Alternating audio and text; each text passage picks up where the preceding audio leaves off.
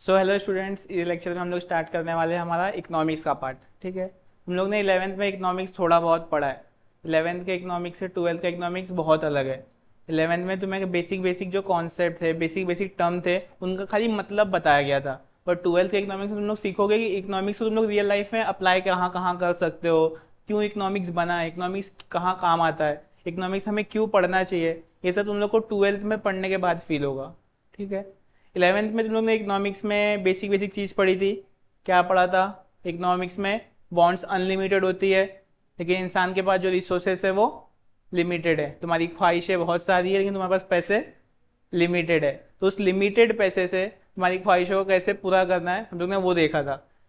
और बहुत कुछ था, बॉन्ड्स रिकरिंग इन नेचर है, बार बार रिपीट होती है। बॉन्ड्स के बारे में काफ़ी कुछ पढ़ा था। ठीक है, तो जो हमारा इकोनॉमिक्स है ना, ये पूरा बॉन्ड्स के अराउंड ही है। हमारी जो ख्वाहिश है वो बहुत सारी चीज़ों की है, हमें बहुत कुछ चाहिए, बट हमारे पास जो पैसे है वो लिमिटेड है। तो अलग ऐसी लाइफ में, एक इंसान के लाइफ में और पूरे ऑल ओवर कंट्री के पॉइंट ऑफ व्यू से, तो सब कुछ हम लोग पढ़ने वाले हैं 12th के इकोनॉमिक्स में। ठीक है, सबसे पहले तुम लोग को मैं एक स्टोरी बताता हूँ, वो स्टोरी को ध्यान से सुनो। वो स्टोरी तुम लोग समझ जाओगे तो हमारा पहला चैप्टर पूरा उसी में हो जाएगा। वो स्टोरी सुनने के बाद फिर तुम लोग इस चैप्टर को मैं वापस से पढ़ाऊंगा तुम्हारी टेक्स्ट बुक के पॉइंट ऑफ व्यू से, और तब देखो तुम लोग को कितना मजा आएगा पढ़ने को। ठीक है, सबसे पहला चैप्टर क्या दिया हुआ है? Micro and macro. Micro word सुन के क्या आता है दिमाग में? छोटा। मैक्रो सुन के क्या आता है? बड़ा, लार्ज। ठीक है, तो देखो, माइक्रो मतलब क्या होता है? स्मॉल वर्ल्ड, एक छोटी सी दुनिया। और मैक्रो मतलब क्या होता है? बिग ड्रीम्स, बड़े सपने। ठीक है, तो देखो, एक टाइम था ना, एक इकोनोमिया नाम की एक जगह थी। इकोनोमिया नाम की जगह थी, वहाँ पे दो फ्रेंड्स रहते थे। एक का नाम था माइक्रो और एक का नाम था मैक्रो। माइक्रो मैक्रो दोनों बेस्ट फ्रेंड्स थे। और माइक्रो और मैक्रो दोनों हमेशा आर्ग्यू करते थे कि कौन ज़्यादा इंपॉर्टेंट है हमारी इकोनॉमी के लिए। माइक्रो बोलता था मैं ज़्यादा इंपॉर्टेंट हूँ, मैक्रो बोलता था मैं ज़्यादा इंपॉर्टेंट हूँ। तो वहाँ पे एक वो रहते थे।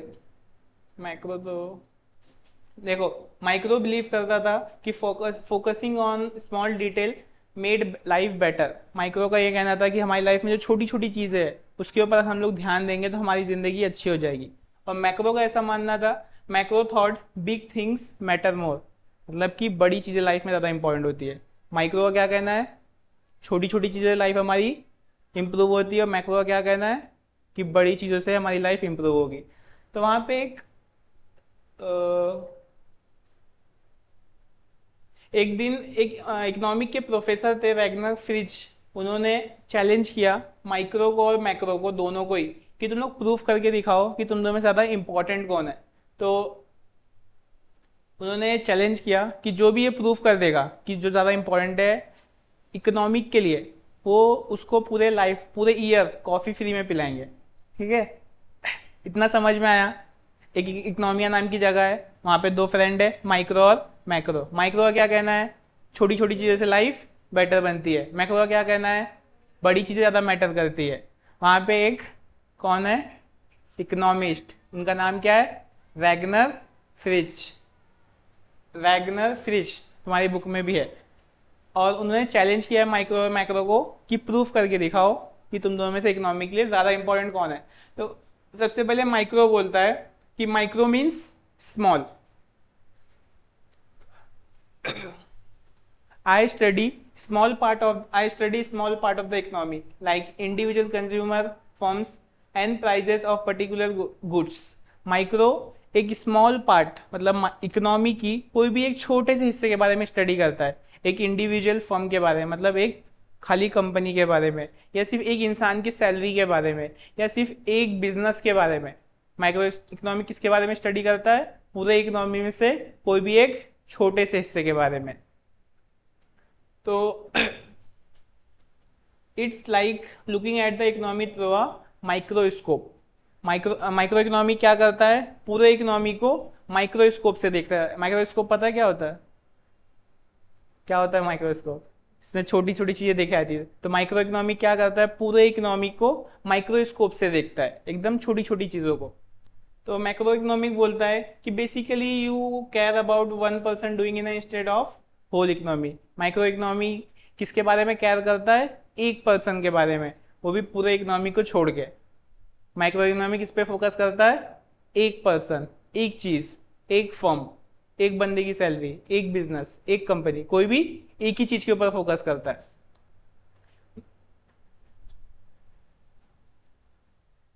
तो micro economy is a microscopic study of the economy. Micro economy क्या करता है? माइक्रोस्कोपिक स्टडी करता है, मतलब एक एक छोटी छोटी चीजों को माइक्रोस्कोप से देख के स्टडी करता है। उसके बाद मैक्रो इकोनॉमिक बोलता है कि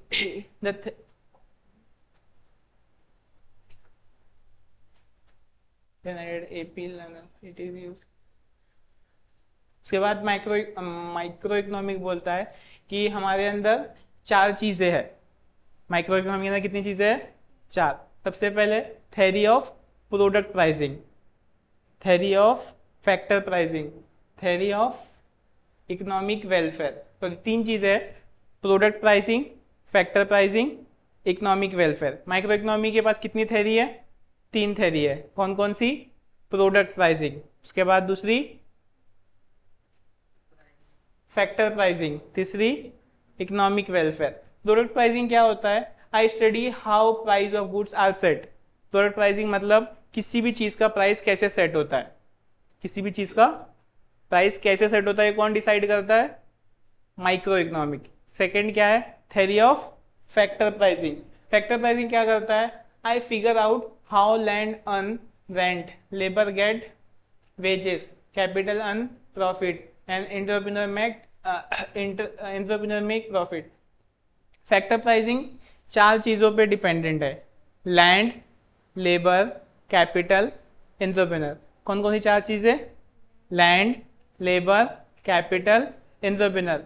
लैंड को रेंट कैसे मिलता है ये देखता है, लेबर को वेजेस कैसे मिलता है ये देखता है, कैपिटल को इंटरेस्ट कैसे मिलता है ये दिखता है, और एंटरप्रेन्योर को प्रॉफिट कैसे मिलता है। Theory of theory of product pricing क्या है? तीन चीज। सबसे पहले माइक्रो इकोनॉमी में कितनी थ्योरी है? तीन थ्योरी है। सबसे पहली प्रोडक्ट प्राइसिंग, दूसरी फैक्टर प्राइसिंग, रिपीट करो मेरे साथ, तीसरी इकोनॉमिक वेलफेयर। प्रोडक्ट प्राइसिंग क्या है?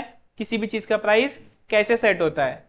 अगर ये पेंसिल 5 रुपए की है तो ये 5 रुपए की कैसे, किसने डिसाइड किया ये 5 रुपए की है? ये कौन डिसाइड करता है?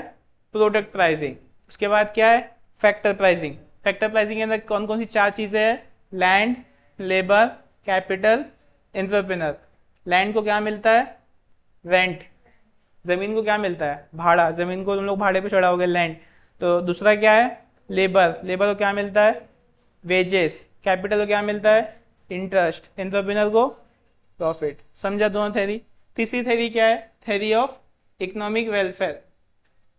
It ensure that resources are allocated efficiently. जो तीसरी थ्योरी है वो ये ध्यान देती है कि जितनी भी चीज़ें हैं वो बराबर से यूज हो रही है कि नहीं। जैसे एक कंपनी है, उसमें एम्प्लॉय आ रहे हैं तो वो बराबर से काम करेंगे तभी कंपनी ग्रो करेगी, है ना। तो ये ध्यान देना बहुत इंपॉर्टेंट है कि एम्प्लॉय काम कर रहे हैं अच्छे से कि नहीं। तो वैसे ही हमारे इकोनॉमिक में रिसोर्सेज है, हमारे पास पेड़ है, ट्रीज है, लैंड है, सारी चीज़ें हैं, बट उसको हम लोग प्रॉपर यूटिलाइज कर रहे हैं कि नहीं कर रहे हैं, वो कौन ध्यान देता है? Theory of economic welfare. कौन कौन सी थ्योरी है हमारे पास? Theory of product pricing. Next क्या है? Factor pricing. नेक्स्ट क्या है? Economic welfare. प्रोडक्ट प्राइसिंग क्या करता है? प्राइस किसी भी चीज़ की कैसे सेट होगी। फैक्टर प्राइसिंग किस पे डिपेंडेंट है? चार चीज़ें। क्या क्या चार चीज़ें हैं? लैंड, लेबर, कैपिटल और एंटरप्रेन्योर। लैंड को क्या मिलता है? रेंट।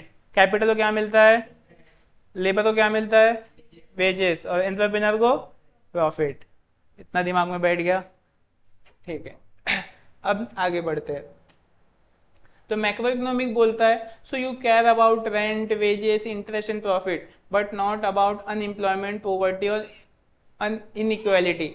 मैक्रो इकोनॉमी का कहना है कि तुम लैंड पे ध्यान दे रहे हो, रेंट, लेबर पे ध्यान दे रहे हो, वेजेस पे दे रहे हो, एंटरप्रेन्योर पे दे रहे हो, बट अनएम्प्लॉयमेंट पे कौन ध्यान देगा? पॉवर्टी, गरीबी पे कौन ध्यान देगा? इनइक्वालिटी, हमारे इकोनॉमिक में जो इनइक्वालिटी है, तुम्हें पता है हमारे इंडिया के जो गरीब है वो दुनिया में सबसे ज़्यादा गरीब है, और जो इंडिया के अमीर है वो वर्ल्ड के रिचेस्ट आदमियों में भी आते हैं। मतलब एक कंट्री की एक पार्ट ऑफ पॉपुलेशन दुनिया की सबसे गरीब पॉपुलेशन है, और इसी कंट्री के अंदर एक पार्ट ऑफ पॉपुलेशन ऐसी है जो दुनिया की सबसे अमीर पॉपुलेशन है। तो हमारी इंडिया के अंदर इकोनॉमिक इनइक्वलिटी कितना, इनकम की इनइक्वलिटी कितना ज़्यादा है, किसी के पास इतनी कम इनकम है और इसी कंट्री में किसी के पास इतनी ज़्यादा इनकम है। तो इस इनइक्वलिटी को भी रिड्यूस करना किसका काम है? गवर्नमेंट का। तो ये सारी चीज़ों पे कौन ध्यान देता है? Macro economic. समझा? माइक्रो किस पे देता है? Product, factor, economic welfare. Macro किस पे ध्यान देता है? Unemployment, poverty, inequality. तो मैक्रो इकोनॉमिक के पास भी कुछ थ्योरी है। सबसे पहले theory micro, exactly that's your macro job, the battle of. तो macro pull out his secret weapon. तो मैक्रो अपने सीक्रेट वेपन निकालता है। मैक्रो के पास 3 एफिशिएंसी है। सबसे पहले एफिशिएंसी इन प्रोडक्शन, दूसरी है एफिशिएंसी इन कंजम्पशन, और तीसरी है ओवरऑल इकोनॉमिक एफिशिएंसी। सबसे पहली एफिशिएंसी कौन सी है? प्रोडक्शन। प्रोडक्शन मतलब producing the maximum goods with the available resources, produce करना ज़्यादा से ज़्यादा चीज़ जो हमारे पास है।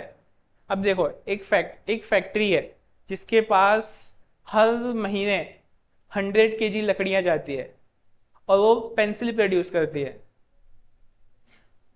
ठीक है, वो पेंसिल प्रोड्यूस करती है।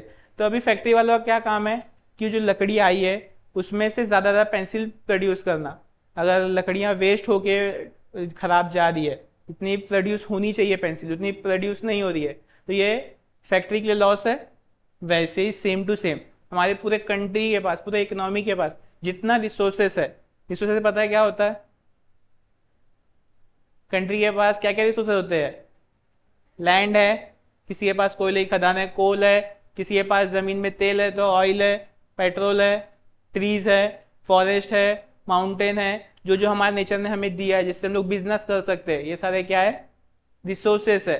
तो जो हमारे पास रिसोर्सेस है इनको अगर हम अच्छे से यूटिलाइज नहीं करेंगे तो क्या हमारी इकोनॉमी डेवलप करेगी? नहीं।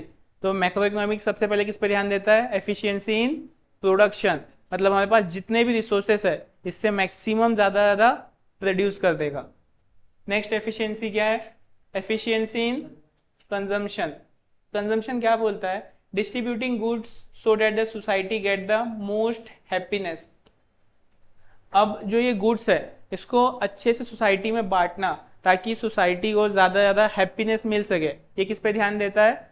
Efficiency in consumption. खाली प्रोड्यूस ही नहीं करना है, प्रोड्यूस करने के बाद ये गुड्स सोसाइटी तक अच्छे से पहुंचना चाहिए। अभी देखो जैसे कि कोई फैक्ट्री है, वो बेड बनाती है, फर्नीचर बनाती है, लेकिन तुम्हें अगर बेड फर्नीचर खरीदने का है तो तुम्हें यहाँ से 100 किलोमीटर दूर से जाना पड़ेगा, तो तुम लोग जाओगे, प्रॉब्लम होगा। तो मतलब प्रोडक्शन तो है बट कंजम्पशन है क्या? अच्छे से प्रोड्यूस ऐसी जगह कंपनी कर रही है जाके जहाँ पे जंगल है, इंसान ही नहीं रहते हैं, तो प्रोडक्शन तो अच्छे से हो रहा है, कंजम्पशन होगा नहीं। तो हमें ऐसे जगह प्रोड्यूस करने के बाद उसको पहुँचाना है गुड्स को ताकि अच्छे से कंज्यूम हो सके। तो ये किस पे ध्यान, ये थ्योरी किस पे ध्यान देती है? Efficiency in consumption. प्रोडक्शन मतलब क्या? जितना गुड्स है उसमें से ज़्यादा प्रोड्यूस करना। एफिशिएंसी इन कंजम्पशन क्या? लोगों तक गुड्स इस तरीके से पहुंचे ताकि वो ज़्यादा उससे हैप्पीनेस ले सके। थर्ड क्या है? Overall economic efficiency, make sure we produce what people actually want. Overall economic efficiency मतलब क्या? कि हम ऐसी चीज़ों को प्रोड्यूस करें जो पीपल को सही में चाहिए। देखो हमारे पास बहुत सारे ट्रीज है, हमारे कंट्री में पूरा फॉरेस्ट ही फॉरेस्ट है समझ लो। हमारे पास वर्ल्ड का लार्जेस्ट फॉरेस्ट एरिया हमारी कंट्री में आता है, तो इसके लिए हम लोग सारे फर्नीचर की चीज़ें, सारी ये पेंसिल वेंसिल सब बनाते हैं हम लोग। लेकिन हमारी कंट्री में कोई पेंसिल यूज़ ही नहीं करता, सब लोग सिर्फ पेन यूज़ करते हैं। तो इस पेंसिल का प्रोड्यूस करने का कोई मतलब बनता है? नहीं। तो रिसोर्सेज का मतलब ये नहीं कि तुम्हारे पास रिसोर्सेज है तुम कुछ भी बनाओगे। जो वांट है, जो डिमांड है, जिस चीज़ का मार्केट जो चीज़ चाहती है वो प्रोड्यूस करना है, और वो प्रोड्यूस करेंगे तभी हमारी इकोनॉमी डेवलप करेगी। इसलिए तीसरी थ्योरी क्या है? Overall economic efficiency. वो चीज़ें प्रोड्यूस करो जो लोगों को चाहिए। कौन कौन सी एफिशिएंसी है? सबसे पहले एफिशिएंसी इन प्रोडक्शन। प्रोडक्शन क्या बोलता है? जितना हमारे पास रिसोर्सेज उससे मैक्सिमम प्रोडक्शन करो। उसके बाद नेक्स्ट क्या है? Efficiency in consumption. कंजम्पशन मतलब क्या? गुड्स ऐसे वहां तक पहुंचाओ ताकि उनको ज़्यादा हैप्पीनेस मिले। तीसरा क्या है? Overall economic efficiency. ऐसी चीज़ें बनाओ जो मार्केट में जिस चीज़ का वांट है, मतलब लोगों को चाहिए। समझा इतना? अब नेक्स्ट क्या है? मैक्रो बोलता है one okay macro you win the coffee but only for small cup. तो ये चैलेंज कौन जीता, माइक्रो की मैक्रो? माइक्रो ने अपने 3 बताए, मैक्रो ने अपने 3 बताए। ज़्यादा इंपॉर्टेंट कौन से है? माइक्रो ने क्या क्या बताए थे अपने 3 थ्योरी बताओ माइक्रो की। थ्योरी ऑफ प्रोडक्ट प्राइसिंग, उसके बाद थ्योरी ऑफ फैक्टर प्राइसिंग, और तीसरा इकोनॉमिक वेलफेयर। फिर मैक्रो ने अपने 3 क्या बताए? एफिशिएंसीज। कौन कौन सी एफिशिएंसी है इसके पास? Production, consumption, overall economic welfare. बताओ ये तीन कौन ज़्यादा इंपॉर्टेंट है? तुम एज अ इकोनॉमिस्ट सोचो कि इकोनॉमी के लिए ज़्यादा इंपॉर्टेंट क्या है। उन 3 पे ध्यान देना या इन 3 पे ध्यान देना? दोनों पे ध्यान देना। माइक्रो भी इंपॉर्टेंट है और मैक्रो भी इंपॉर्टेंट है। तो मोरल ऑफ द स्टोरी क्या मिलता है हम लोग को कि माइक्रो इकोनॉमी फोकस करता है छोटी चीज़ों पे, बट वो छोटी चीज़ें क्या है? क्रूशियल है, इंपॉर्टेंट है हमारे लिए।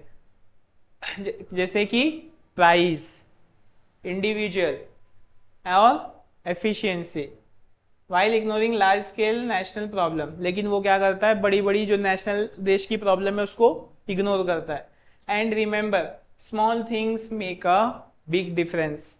हमेशा याद रखो छोटी चीज़ें बड़ा डिफरेंस क्रिएट करती है। मैक्रो का काम क्या है? कंट्री को सेव करना। After losing the coffee macro want to show this the subject macro economy was important. So आज के लेक्चर के लिए इतना ही। आगे कॉन्सेप्ट नेक्स्ट लेक्चर में करेंगे। जितना पढ़ाया है इसको अच्छे से रिवाइज करो, अच्छे से पढ़ो, आराम आराम से पढ़ो। इकोनॉमिक्स में तुम्हें एग्जाम में ज़्यादा पेज नहीं लिख के आने का है। कॉन्सेप्ट अच्छा रहेगा, 2 पेज 3 पेज का आंसर भी लिखा है आउट ऑफ मिलेगा। ओसीएम में ऐसा नहीं होता है। ओसीएम में तुम्हें 5 पेज लिखना ही लिखना है, कचरा लिखो कुछ भी लिखो, 5 पेज रहेगा तो ही मार्क्स मिलेगा। इकोनॉमिक्स में ऐसा नहीं है, 1.5 पेज का भी आंसर है बट क्वालिटी है, अच्छा डेफिनेशन है, सब कॉन्सेप्ट क्लियर है तो आउट ऑफ मार्क्स मिलता है। मेरा फेवरेट सब्जेक्ट है इकोनॉमिक्स, तो इसमें अच्छा मार्क्स लेके आना।